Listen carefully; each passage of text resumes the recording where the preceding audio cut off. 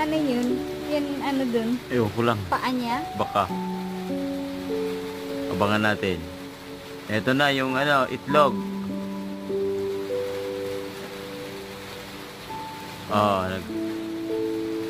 Matagal din pala, no? O pagka nililimliman ito, mas Madali mabilis na. na yung mainit. Ano, malamig na kasi ngayon kasi nasa labas. Na?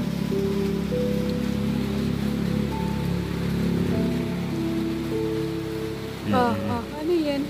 Mm-mm. Parang yung tuka niya yun. Yung paa niya siguro yung isa. Diyan. Siguro.